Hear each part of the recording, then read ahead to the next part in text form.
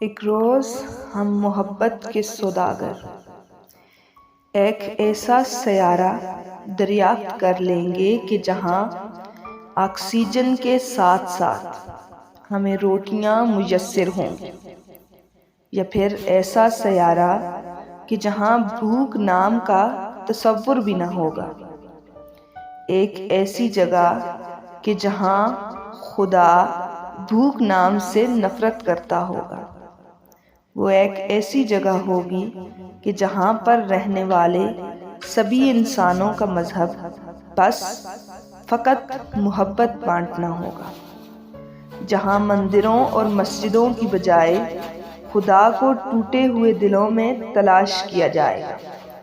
لیکن جن انسانوں کا مذہب بس فقط محبت ہو، کیا ان کے دل ٹوٹ بھی سکتے ہیں؟